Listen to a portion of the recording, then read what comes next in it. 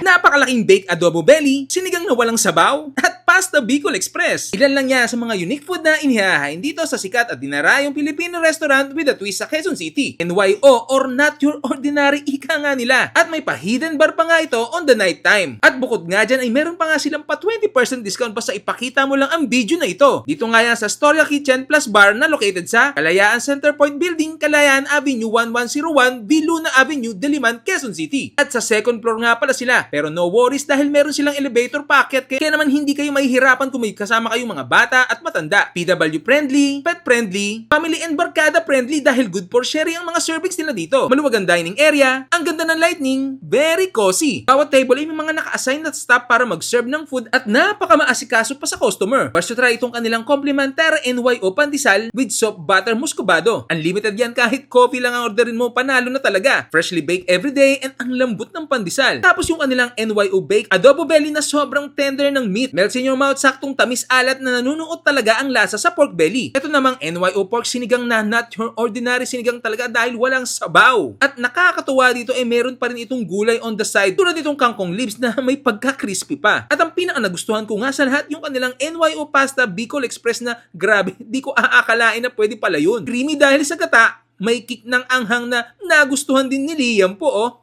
Pwede silang NYO Pinoy Shawarma na for sure pasok talaga sa panlasang Pinoy, tamang spices, hindi matapang, masarap lalo kapag nahalo mo na ito ng mabuti. Nandun ang crunch ng dilis, pagsubo at nguya mo at plus pa yung itlog na pula, very Pinoy naman talaga. At kung sawa ka na sa sisig na nagsisisling subukan mo naman ito. NYO sisig sarap, for me para siyang empanada na may sisig sa loob na may kick ng angang at very meaty. Sabayan mo pa ng kanilang refreshing drinks. At para sa dessert yung kanilang sorbetes sa ban, para akong bumalik sa pagkabata pero this time level up dahil unang kagat sorbetes agad.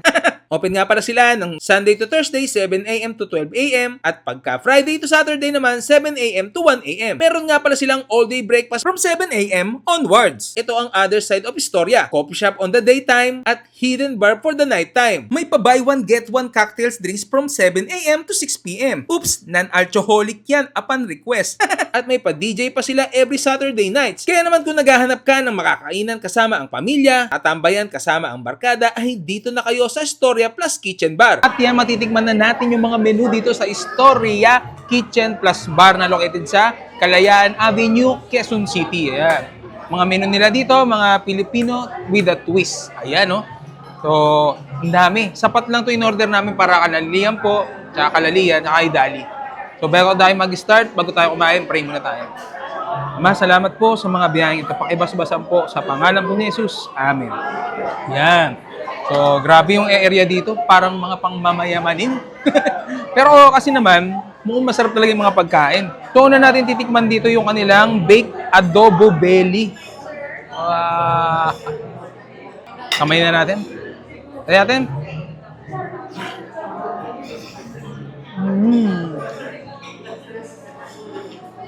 Wow! Nanunuot yung pagka-adobo sa mismong belly. Totoo nga binik.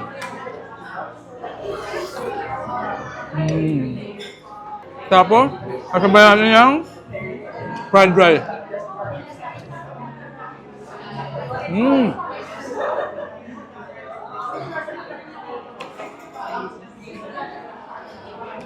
Unang subo ko pa lang ng menu nila. Worth to try. Highly recommended. Sabi, sobrang lambot. It melts in your mouth. Nakita mo? At next naman natin yung kanilang sisling sinigang na walang sabaw. Yan o. So, compose siya ng mga kangkong stem, may kangkong ginawang crispy yung kangkong o. Kangkong leaves. Tapos may okra, may eggplant, at syempre yung kanilang pork belly.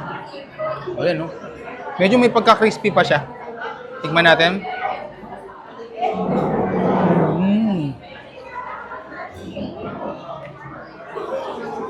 Malambot kahit napirito. Pero parang light lang yung pagkaano niya. Sabayan natin ng crispy leaves ng kangkong. Yan.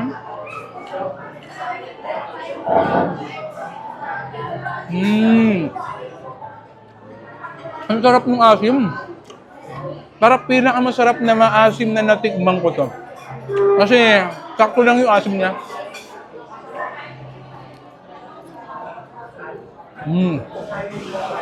At speaking of kanin, Pinoy shawarma. Pakiramdam ko kaya tinawag tong Pinoy na shawarma kasi meron siyang itlog na pula. Tingnan natin.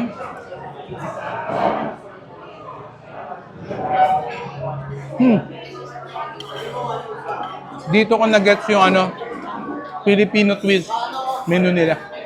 Sarap. Mantami mo shawarma, nilagyan ng itlog na pula.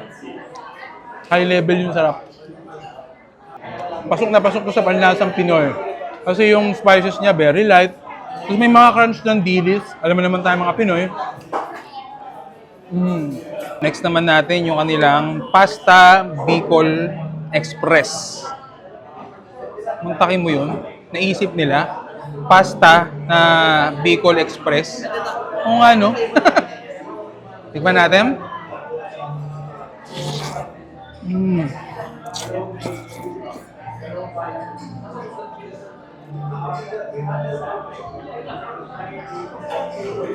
My goodness. Kahit nasa pasta na, parang gusto ko pang magkanin. Light lang din siya, hindi masyadong maalat. Tapos, andun pa rin siyempre yung anghang. Bicol Express Hindi mo matatawag na Bicol Express to pag hindi maanghang. Kaya na, nangangatili-anit ko.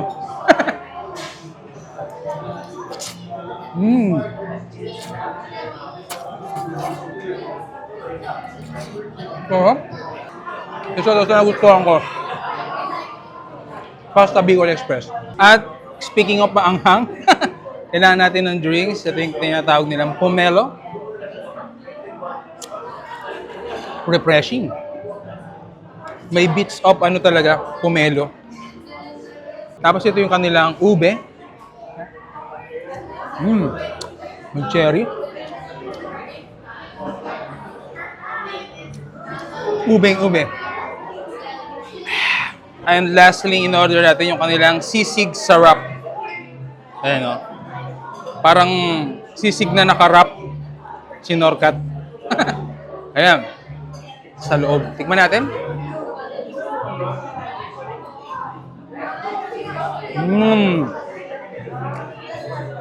Sobrang malasa yung sisig.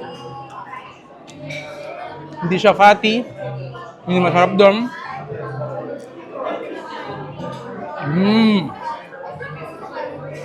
Very addictive.